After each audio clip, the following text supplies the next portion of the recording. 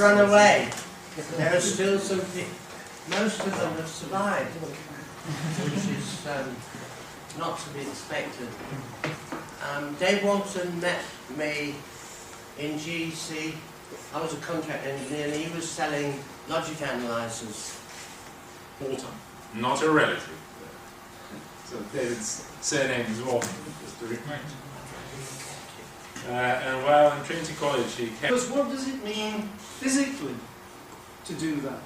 What is the physical significance of that term? And I don't think the philosophy of science is so lost that we've lost the ability to ask those kinds of questions. They are very important questions. In physics, we've spent since 1930 till now debating what the meaning of quantum theory is. You know, is it the Copenhagen interpretation, the multi-worlds interpretation, because of a crazy disposition, and all that kind of stuff? Why do we care? We've got equations that give us the right answer. Let's just pack up and go home and take all those hard questions off the exam papers because the students don't like them.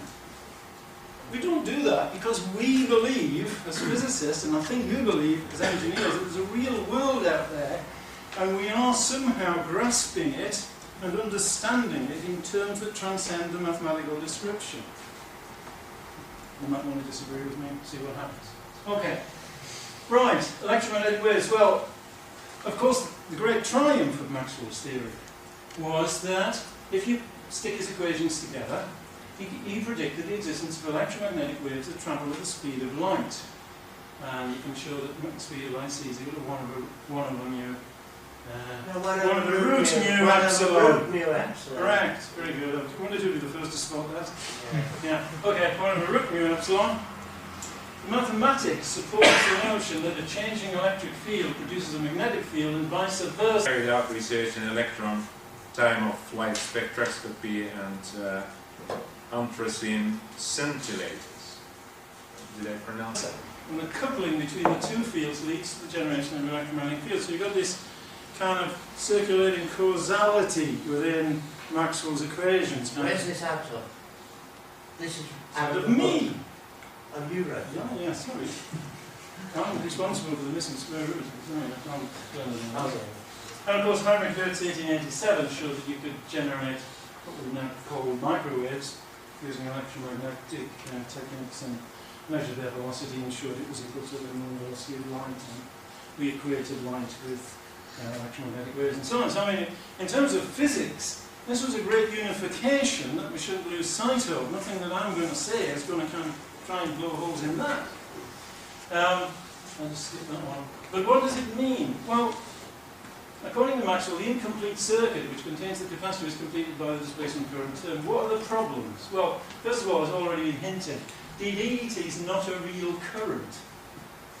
It's not a flow of anything, it's not a flow of charge.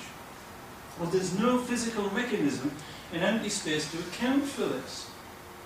Nor really is there any mechanism to account for the energy storage.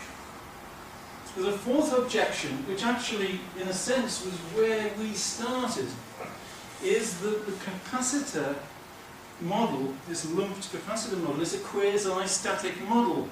It assumes that changes happen slowly because it does not take account of the fact that it does. Scintillators, that's right. Something scintillating. Yes, very good, that's what he did. Dimensions of the capacitor in space could be significant compared to the transit time of a signal. Okay, so it's small compared to the velocity of light. So, these are all, I think, reasonable objections to theory. Now remember, of course, that when Maxwell proposed this term in 1865, he wasn't simply making up maths for the sake of it. In 1865, physicists believed in the existence of an ether which permeated all space. So it was easy to think of displacement current occurring in this ether through the displacement of charges, just as happens in a real dielectric. It's quite reasonable to say we've got a dielectric filling all space, it's got a permittivity of epsilon naught, that's okay. And in fact, there are quotes where Maxwell is talking about it's inconceivable that you could have electromagnetic waves unless there was a mechanism for some sort of strain in the ether. In other words, he's saying, I understand stress in the dielectric, I must have a dielectric there to be stressed. Okay. But of course, although there are arguments about the Michelson-Morley experiment, it's pretty much, yeah, it's accepted in body physics that Michelson and Morley, around the turn of the century, demonstrated the non-existence of the ether by showing that it was impossible to measure the speed of the Earth relative to this otherwise absolute frame of reference. We don't really... And then he left the academic life to set up an electronics company. This is really interesting that we are all more engineers here than I'm sure that... We believe in an ether. We've got all kinds of quantum mechanical funny things going on, but none of them really relate to this. So we might bring that up later. We know that empty space can generate particle-antiparticle pair and all this stuff. But that doesn't really address these more fundamental questions. So what we've got here is an Alice in Wonderland situation. You might remember the Cheshire Cat. All right, said the cat, and this time it vanished quite slowly, beginning with the end of the tail and ending with the grin, which remained some time after the rest of it had gone. Well, I've often seen a cat without a grin, thought Alice, but a grin without a cat. It's the most curious thing I ever saw in my life. So here we have, I would assert, in the space and current, a grin without a cat. Okay, we've pretty well covered that. Okay, I want to go on now. I know I was being here this morning, but I'm going to go over this again. we haven't We haven't. Okay. much. Oh. And there was that. Oh. No, it's worth repeating anyway. Yeah, well, Whatever you do is all right, honestly. thank you. For my next trick. Okay, no. Simple transmission. So what we've got is, in principle, two parallel conductors, and we define the capacitance unit length of C farads per meter and inductance per unit length of L henries per meter. Well, all you engineers must know what inductance. But we are not very bad physicists. We're here researching published articles and a book on signal transmission and design issues in fast digital systems. Says, do you? That's not a silly question. I've got a Durham graduate working for me. He's been back 4 years ago and he didn't know what inductance was. It just kind of blew my mind. I'm still not coping with it. Anyway, so you do. That's all right. About at least a third of you nodded.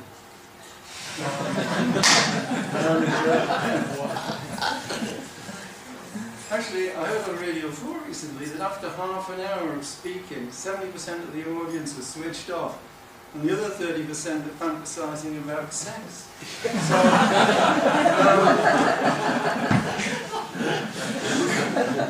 So we'll just have a show of hands now. Some of you aren't laughing, that's a dead giveaway. Okay, so okay. Great. Look, I told him you were a good Christian. Did you? And now you're coming up with that stuff. It's the findings of research. Even Christians believe in sex, you know. They don't approve, though. No, we do.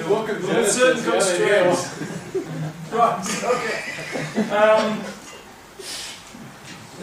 Shall I carry on? Turn this into a moral John debate. Dory said I was going to interrupt you and ruin your lecture. He was right. And that's why we yeah. I suppose at that point there was very close interaction with Ivor. Because what Ivor told us was Yeah, exactly... he was a salesman. Thank you, Ivor. Right, okay, so if we define transition languages, so we can say by definition, since inductance is the flux per unit current, that we can define that, and in time delta t, the step in the the distance delta R sits at c, its speed is equal to s of delta t, and the change in magnetic flux will just be that extra little bit of the line that's taken up as kind of sliding out like a trombone slide. We've got the delta phi is I, L, delta S. Now we've got Faraday's law, V is equal to the rate of change of flux, and therefore by substitution, V is IL, times delta S delta T is LIC. We can also write, V is equal to inductance times current times the velocity.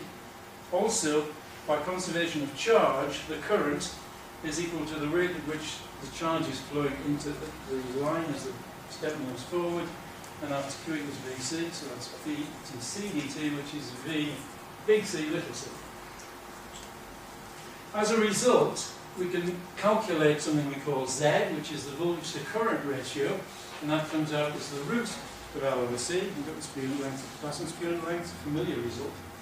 And we can then also calculate C, and that should be a small c, not a big one. Those of you who are into personality type, it may help you to know that I'm an ENFP, and that means I'm kind of good at the big picture. But And I was the engineer in GC. He came to sell his product. And that led to further work on the final detail. So that's why there's so many typos in these slides. That should be a small c, that's the velocity. Okay, these results tell us that an electromagnetic step can only travel with one particular velocity in either direction. And there can be only one relationship between V and I which gives us the characteristic impedance Z. So for this situation, a simple step travelling down a two-conductor transmission line, you get these very, very simple results. One speed and one unique relationship between voltage and current. Now, I want you to note there's no sine waves in this derivation. The other thing you'll find, after the textbooks have thrown gives, grads and curls, or in the worst case 4 vectors at you, you'll then find when you turn over the page there are omegas everywhere. Because what they say is, oh look, the sine wave is a solution of this equation. E equals a sine omega t plus phi, you know? And then it's all, after that, it's sine waves and antennas and it goes on, microwaves, microstrips, yeah, it's all sine waves. The problem with that is that the sine wave is itself a quasi-static phenomenon. And I'll explain what I mean by that. When I worked for Google Corporation, we made signal generators, and I went to the marketing department one day and I said, you cannot call that a sine wave generator. I said, why not? I said, well, because a sine wave has to extend from minus and... foundational concepts of electromagnetic theory. Subsequently, he worked for a multinational company and a number of small companies. Infinity to plus infinity, and you only just switched it on. I said, no, I didn't think that was a serious problem, and I didn't think you'd be sued for that, and they were right. But that's true. What you do when you investigate a circuit by firing sine waves into it, you kind of fill it up with sine waves everywhere, and then you look to see where they come out, what their phase relationships are. But when you send a step signal through a system, it's a shock wave. Ahead of that step, the universe does not know it's coming. So therefore you cannot represent it properly by a summation of sine waves. Well, that's a big subject, but it's important. Okay. Where was I before I was right there? So there's no sine waves, and the only place where displacement current note can have a non-zero value in this simple model is across the face of the step. Okay? So Maxwell's displacement current is across the face of the step. That raises a set of issues which I'm not going to go into, but because it takes us other places. Just to get to more familiar results, if you just then say instead of these two notional conductors, I'm going to have two, think of them as being wide, so we can forget about the edges, parallel plate conductors in our transmission line, you can show that the impedance is D over W, which is just a geometric factor. Actually running his own consultancy business and information technology. And from 1999 to 2002, he was contracted. Root mu over epsilon, then you can show that C is plus or minus 1 over root mu epsilon, which are the standard results. So all of that comes, it has come, okay, from Faraday's law, which is incorporated into Maxwell's equation, the conservation of charge, which is also incorporated into Maxwell's equations. In general, C is a constant. W small be the area. Sorry? The previous question. Try that again. Sorry, the previous question. W is the length or is the area? W is the width. So you get in any... You take the capacity. Okay, so the capacitance is going to be the area for a unit length. Is there? Oh, there's something wrong there, yeah. Is there? Oh, okay. Yeah, because A equals W. Yeah, but it's a unit length. It's a unit length, so it's A times 1. Z is not correct. Yeah.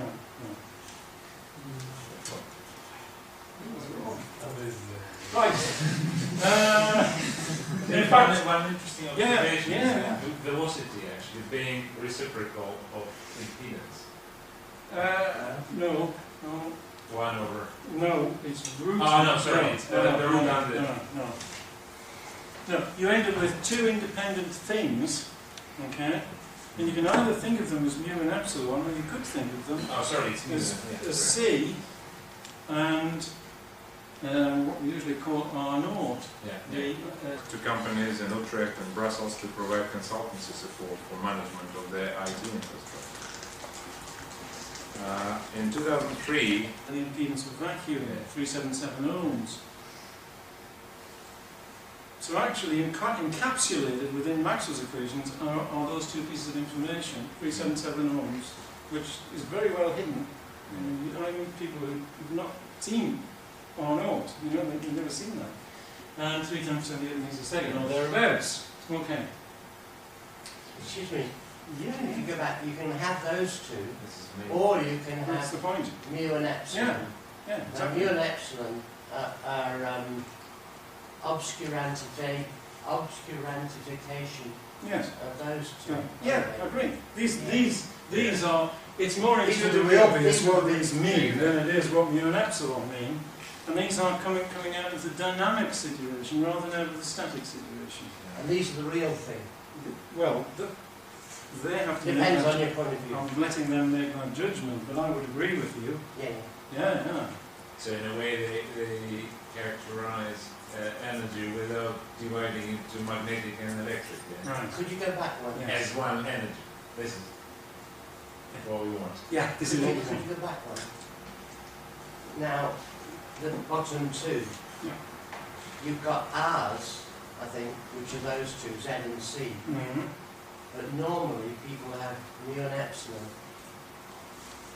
Right? They talk in terms of mu and epsilon. Yeah, no, I mean, I've shown that. But I think we talk in terms of Z and Yeah. mu. What year? What year? No, late 70s. In the 70s. Yeah, late 70s. And we got talking, In the lift. and we went in the lift, and he... His level of job satisfaction led him to make a complete career change and he took up a physics teaching course at Emmanuel College, Gateshead. Yes. Yeah, absolutely. Yeah. And So, yeah.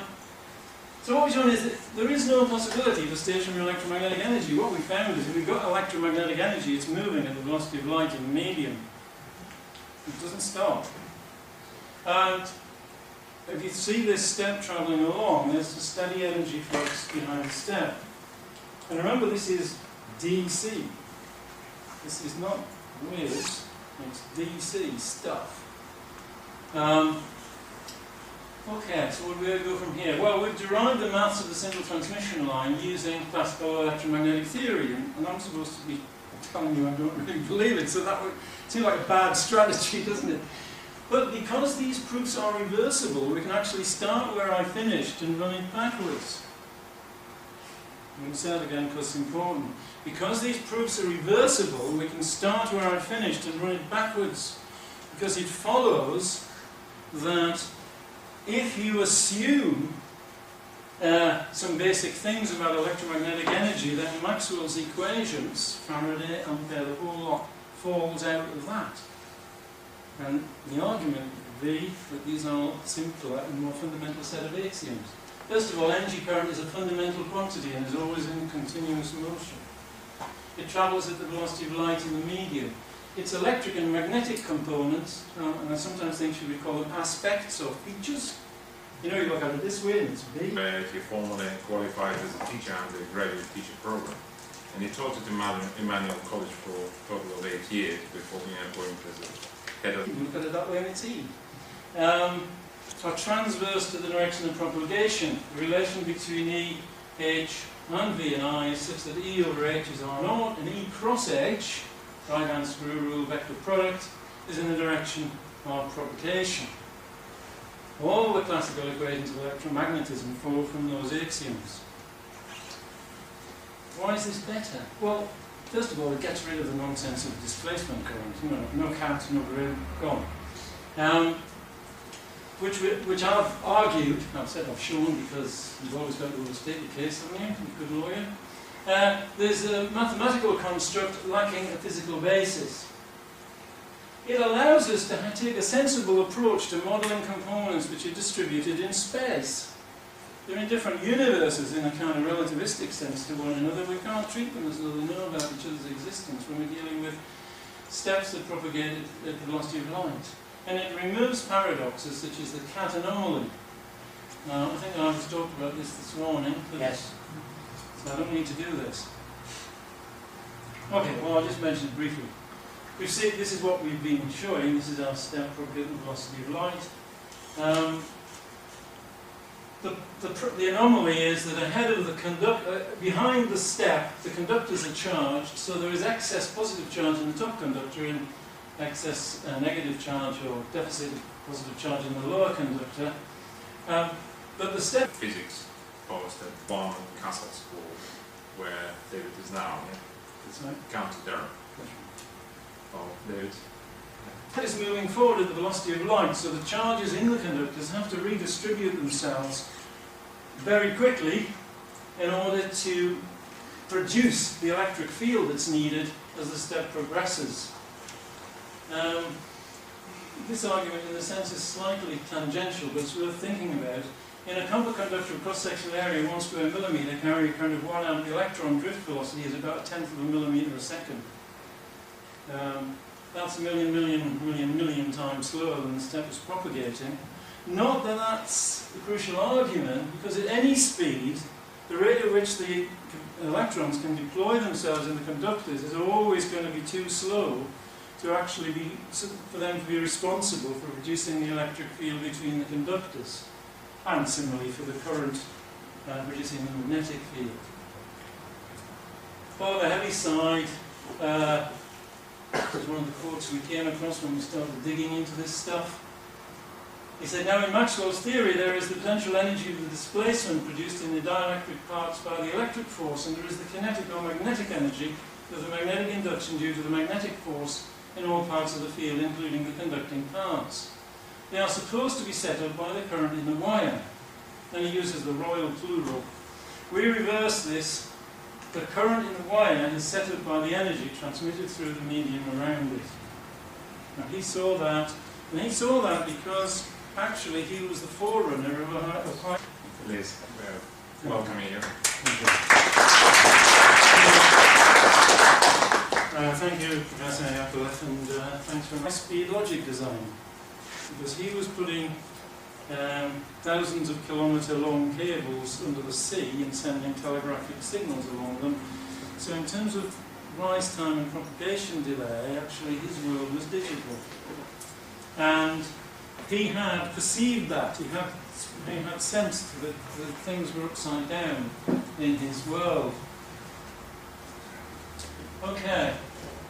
This said further evidence for the central role of energy current is provided by the fact that two pulses, or indeed two beams of light, can pass through one another. If you send two opposite pulses, let's suppose of equal size but opposite voltages in opposite directions through a coaxial line, they pass through each other and come out the other side. But while they were passing through each other, there was no electric field. So it couldn't possibly have been causing a magnetic field. The game was over when they were passing each other. It's interesting that there was a bit, Heaviside had a debate about this situation, because Catt's coming to it again. I seem to remember that someone, he said that people said the two pulses would devour one another like the two Kilkenny cats, and there'd be nothing left but their tails. This doesn't happen. The energy current quite happily passes through another piece of energy current in the other direction. So there can be no causality between the electric and magnetic field, since you've just set one of them to zero in that experiment. Now, Faraday's, you're welcome. if you've been listening carefully, you realise that I've spent a long time looking at something I actually do properly. You know, I've done a lot of different things. Though it's interesting, what Faraday did was he took a coil of wire and he, first of all, stuck a magnet in the middle and looked at his galvanometer and nothing was happening. But then he moved the magnet and something happened. And that leads to this integral form of Faraday's law that the integral around a closed loop of EDL, so the voltage induced around the loop, is equal to the rate of change of flux, magnetic flux, through the loop. Okay. But of course, once you start saying distributed in space, not distributed in space, there's a problem with this as well, because how does this electric field react instantaneously to the instantaneous value of V when it's spread out over the distance? It can't. The velocity of light limits that. And that's not taken into account. So this is another quasi-static model, or an infinite velocity of light model, if you like. Right. Now, okay, so where are we getting here? All components are distributed in space. We're getting near the end, so we can stop fantasizing now. All components are distributed in space to a greater or lesser extent. Energy current never stops. Therefore, the charged capacitor contains energy as a contrapuntal flow of energy current. If these two walls were the two plates of a charged capacitor, and I was a piece of energy current, what I would be doing is this. And I would be trapped. Things always felt a little bit like an amateur in them, but it's been an interesting life.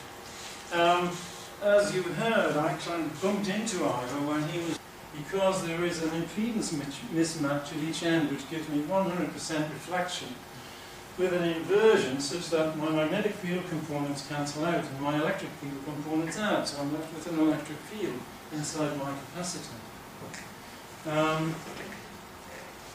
Similarly, the inductor works in the same way, but in this case, the reflections occur in the shorted ends, so it's the electric field components cancel and the magnetic field components out, and I end up with standing electromagnetic energy, but looking like a magnetic field, because I'm looking at it sideways instead of from the top this time. Yeah.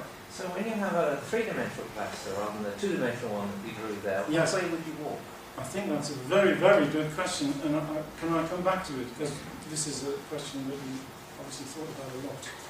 Yeah. No. We've got a partial answer. I'm nearly at the end, and we'll come back. Yeah. So in both the capacitor and the inductor, I've called it standing wave in quotes, except it's not a wave, right? It's the standing, sloshing backwards and forwards-ishness of energy current.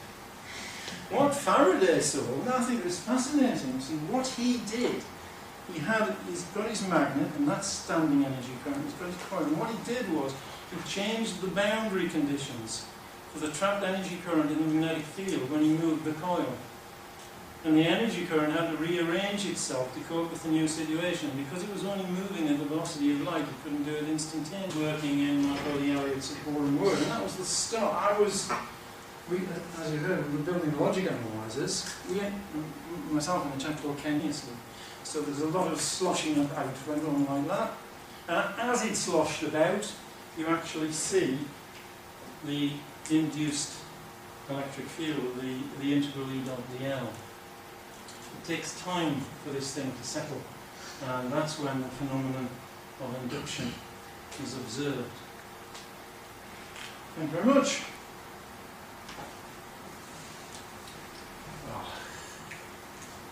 I deliberately don't encourage you to applaud.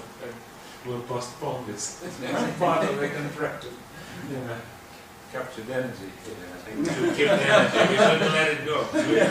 Otherwise, we introduce a conductor here. And so I think Ian wanted to ask something. Yeah. So you showed a diagram of a two-dimensional capacitor where you were walking up and down, but when you have a three-dimensional capacitor, so two areas of plate.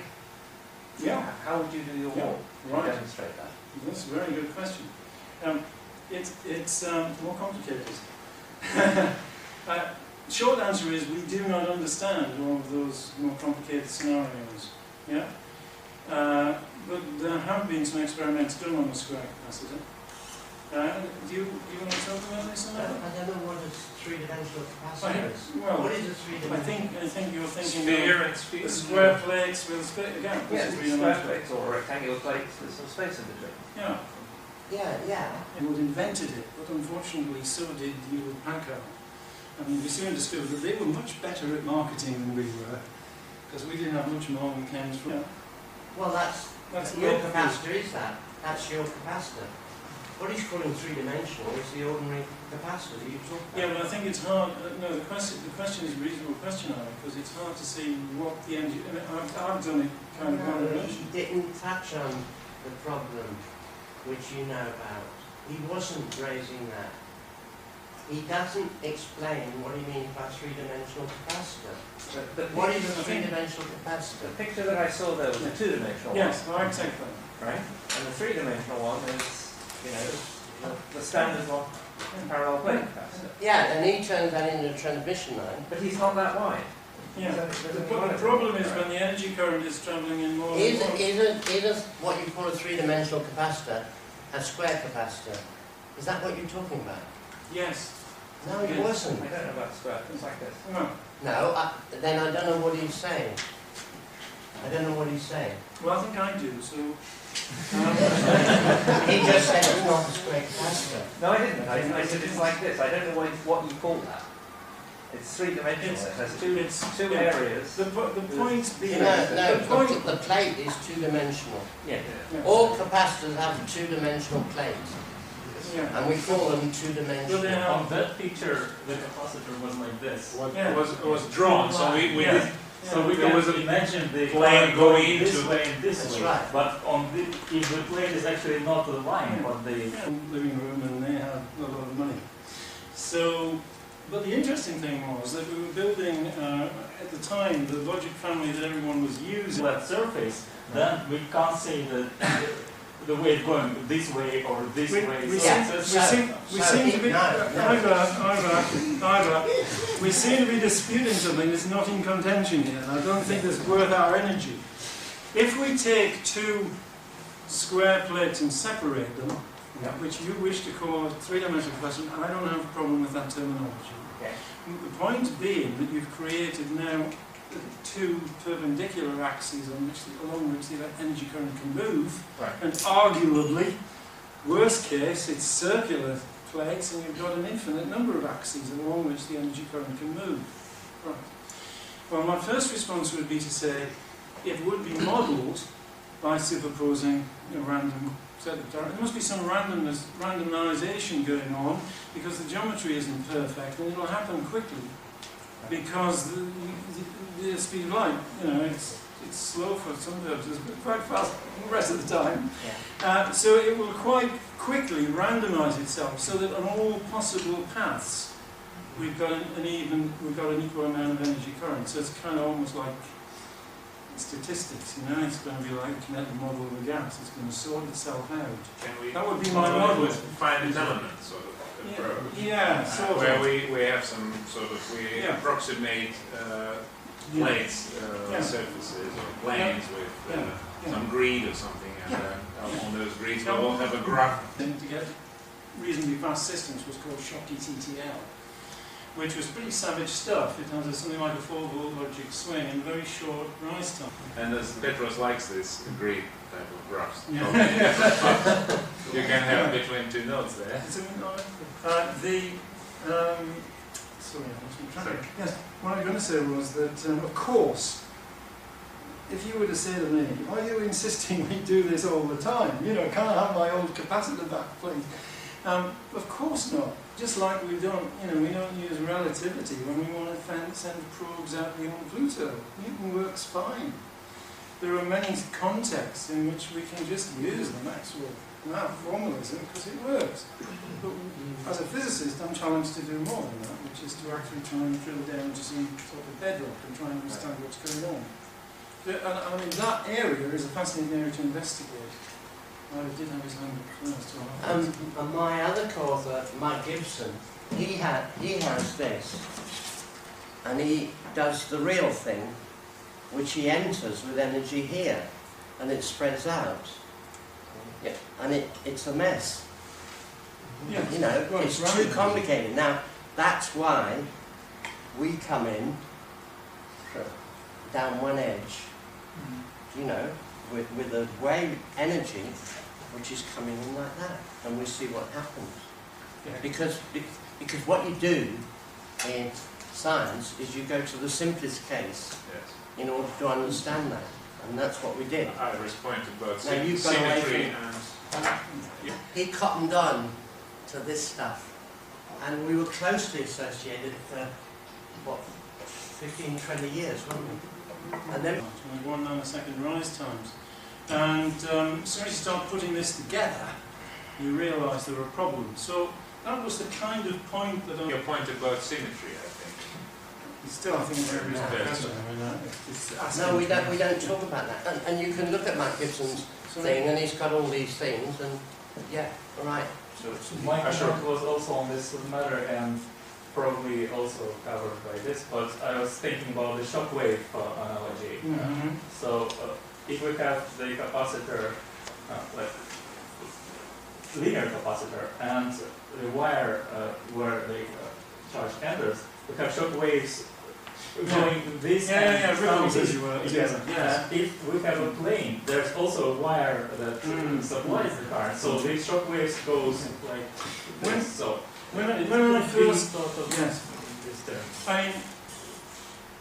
I mean, we've got this textbook model of a capacitor, which is like 2 round copper plates with big wire cells in them. That's where we think of it. But of course, when you're thinking in this world view, you think, we need to simplify the geometry. So the obvious way is to come in. Really, you've got to go into the edge. If you go in there with a step, what it does is it splashes about and finally finds its way in here. You know, because there's lots of impedance mismatches if you try and go onto the 2 wires. And the real capacitor is our way. No, The real capacitor you enter through the end, not in the middle. So this why is- should we deviate to a much more complex situation, which is not the real situation? We're trying to understand at a fundamental... I was out when I bumped into Ivor, because I was fairly new into this area. Ken was a logic designer, and he just did wonderful things with ICs interconnected, and we built them, and it didn't work properly. mental level what's going on. So I started thinking about this, and Ivor and I were in touch.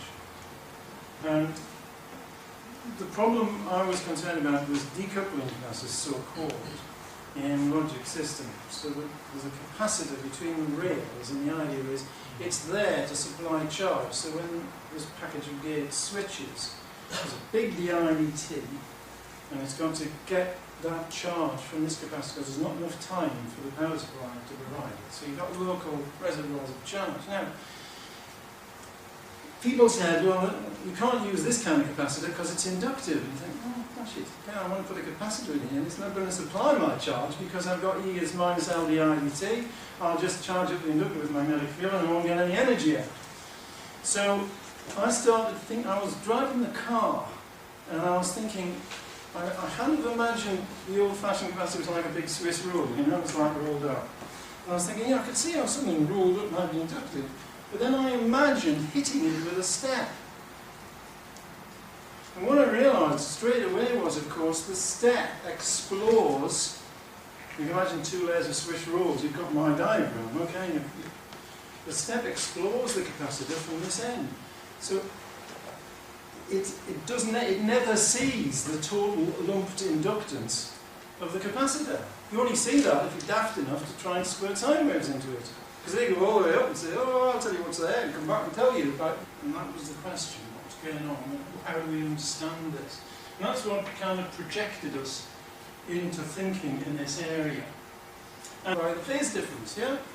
Well, you hit it with a step bang, then immediately you get the charge in the first piece of the capacitor. And then if you wait a bit longer, you get some more and some more and some more and some more. It's a completely different way of thinking about it. You know, once you step away from the sine wave, which turns everything into a static situation, and you think of the dynamic, it changes the way you model the components. So it's got very practical spin-offs. So a conclusion that I could draw from that is you could go and replace some capacitors which were tantalum or something like that by paper plate capacitors and show that they're just as effective? Yeah. Well, I mean, yes. I mean, it's worth a try. No, the tantalum's why more not? effective than the paper Yeah, plate. the tantalums were the He had it best. backwards. Actually, we were told not to use tantalums actually for this application. Because they were inductive. Yeah. Oh, I guess I'm young enough then. That I you. was told you were supposed to use Yeah. Yeah. Well, maybe we changed the world. I did publish an article about it. Because and one of the manufacturers told us they would catch fire. Because I phoned Ivor up and he said, I will personally replace every capacitor that catches fire. No, if manufacturers continue to promote self-resonant frequency, then they sell twice as many capacitors, and they tell you to buy a capacitor for each frequency range. Okay? Yeah, and sometimes I have likened this to a little bit like, we were thinking about capacitors and how they function as decoupling elements.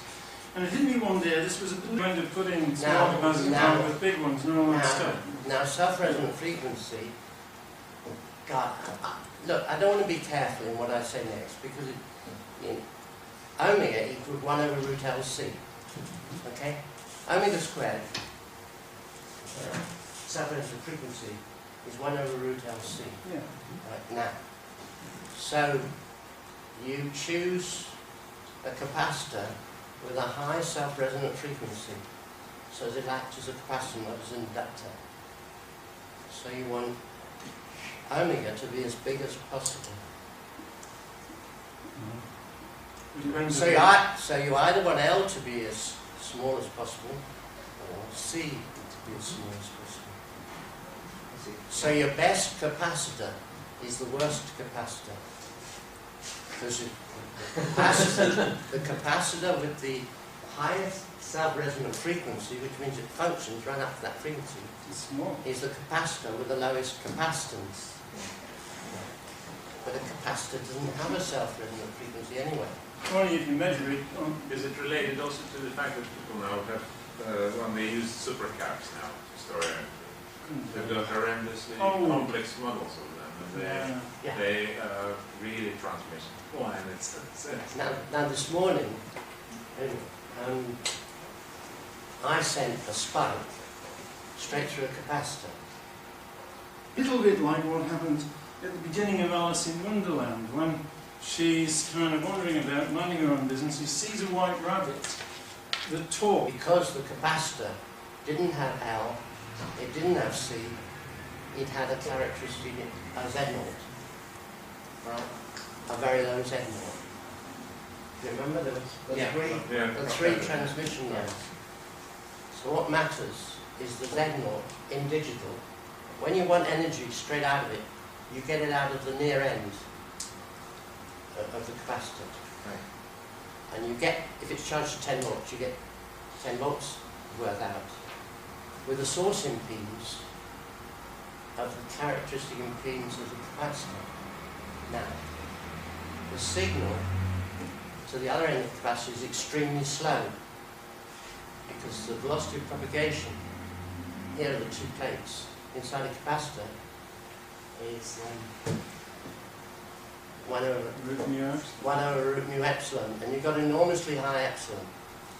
So you've got a tiny capacitor like that, you see, but electrically it's enormous. You take the square root of epsilon, we don't know what it is. What is it, 10,000? We don't know. So take the square root. That capacitor is 100 times as wide as it looks, you see. So what you're doing doesn't know anything about this end, high-speed logic. It wants energy straight away. So it gets it. And it has a pocket watch.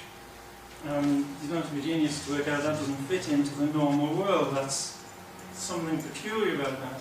And she follows it, and the result is she falls down a rabbit hole. Now, the experience of finding something that doesn't quite fit in your intellectual world and pursuing it, I liken to being a bit like falling down the rabbit hole. You hit the bottom of the pump, and eventually you try and work out what's going on.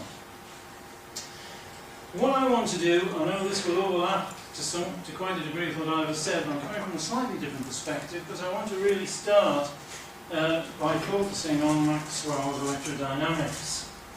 And I thought I'd start. Became co-authors, and and he'll be good. I assure you, he'll be very good. Very good speaker. Start just by giving you a quick overview of what I want to look at. I want to look at the classical model of the capacitor, the classical transmission line. I think Ivor's been there this morning, but I won't go there again. Some of the difficulties that we see with Maxwell's electrodynamics when we think about these systems, and some hints of an alternative approach and possibly a new synthesis.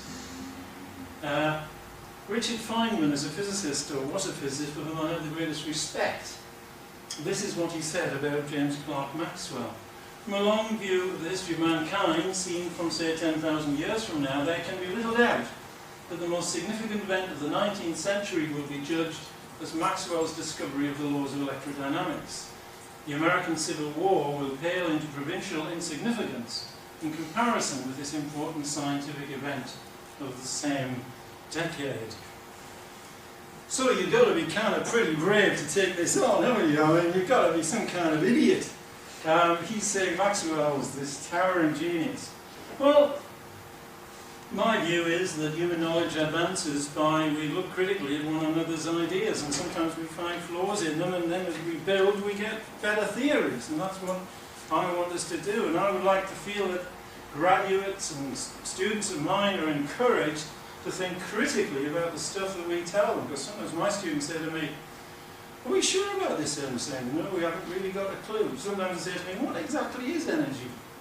Well, thank you, Ivor. I would like to add a little more, just for the audience, that they would know maybe more about David before we start. We know it's conserved, we just don't know what it is. Let's talk about that. You know, there are big unanswered questions in physics, lots of things that we don't really understand. So let's take a look at a humble capacitor.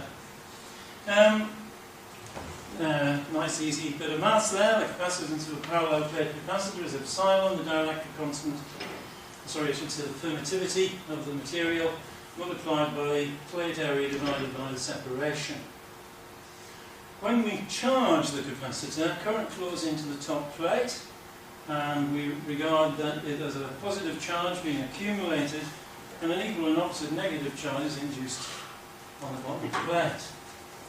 The equations for a capacitor give us by definition that charge on either plate is given by Vc, voltage times capacitance, and the energy stored is QV, or a half, sorry, that should be a half QV, or a half CV squared. So energy is stored in the capacitor. What form does this energy take, this energy in the capacitor? Well, obviously, if you've got a dielectric there, when you put a potential difference between the capacitor plates, the positive and negative charges in the dielectric pulled apart. And so you actually get actual mechanical stress within the dielectric material. You've got stretched springs in effect. So it's mechanical energy. David, I don't know if you know, but David graduated from Newcastle University. He did his first degree in physics. Actually, if you look at it from that point of view, there's no great mystery there. But what happens when we remove the dielectric material from the capacitor? So all we've got between the plates now, let's assume there's no air, just to keep it simple, is vacuum, empty space.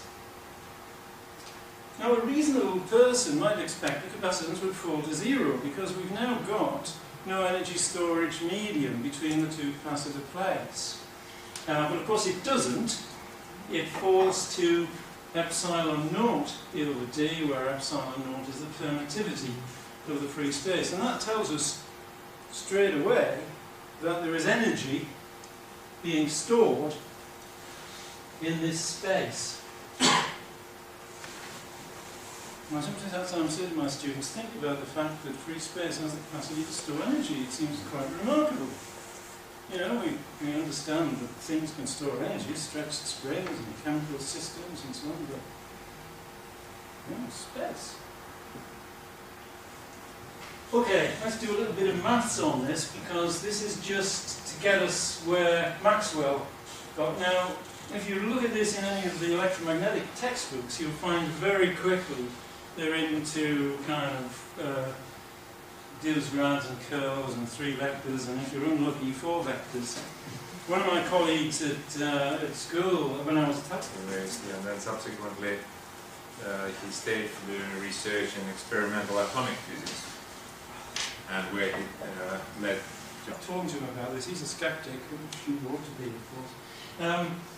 He said, "Oh, have you seen what Carver Mead says about this?" I said, "This happens all the time to people like me and Ivor. People keep giving us textbooks to read."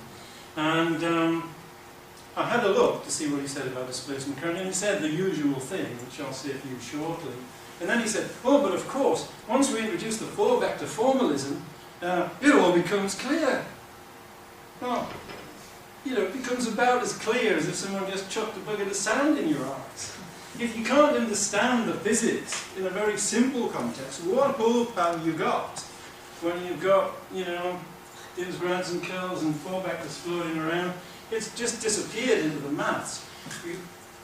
And it'll be interesting to hear how this comes out later, but how the maths comports with the physics, you'll see, is the essence of one of the things I want to look at. Okay, so just working through this, I don't think you'll have any difficulty with this. The current, the charging current into the capacitor is dq dt, which is cdv dt, but the electric field in the capacitor is minus v over d, so you get I is c times the space in dE dt, which c is epsilon a over d, so I is epsilon a of that.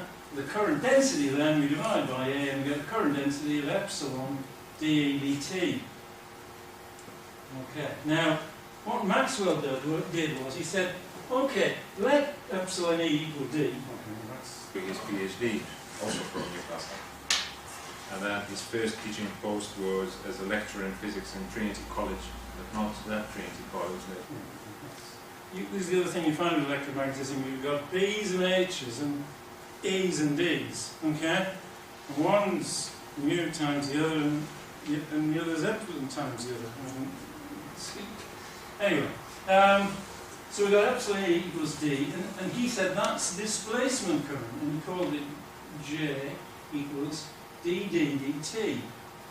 And effectively what Maxwell was saying was that term gives me continuity of current between the top and bottom plates of the capacitor. Okay? What flows between the plates of the capacitor is not electric current, as an electrical engineer or hopefully a thinking physicist would understand it, but is a kind of is a mathematical term. Right, now, you ought to be with me. That ought to be already raising 1 or 2 questions in your mind as to what are we doing here when we plug that mathematical term in to somehow salvage the continuity of current. When the textbooks do it, they do it in a slightly more complicated way, but it comes down to the same thing. This is an MIT textbook, and basically what he's saying is if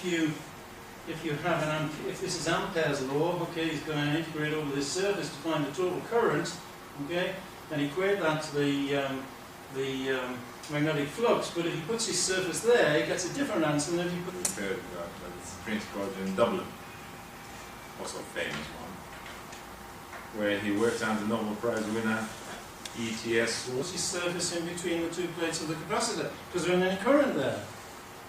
Another way of saying what I've just said, in a slightly more complicated way. He says, on the other hand, we chose S2, the surface bounded by the curve, then the enclosed current is 0 since no current passes through S2. Thus we see that there is an ambiguity in choosing the appropriate surface bounded by the curve C. No, of course it is. You know, there's a current there, there's not a current there. So if you say, what's the total current through this surface? Answer 0. What's the total current through this surface? Answer I. And this is what he says. And Maxwell showed that the ambiguity can be resolved by adding to the right-hand side of the amperes or an extra term, epsilon dE dt, which he called the displacement current. I've changed the notation, it's slightly different in the textbook, just the same as mine. Well, yes, we've already seen that the current is equal to epsilon dE dt, so if you force that term into your equation, you will get a current, you'll get the same answer. Okay. The question is, what physics does this represent? In other words, Maxwell sees this mathematical construct as rescuing the continuity of current and making the equations consistent. These are some questions I want us to be thinking about. Can you do that with maths? Can you rescue the physics of the situation by putting a mathematical term in it and say, oh, go, we've got it now, guys, it works? Or is that really sleight of hand?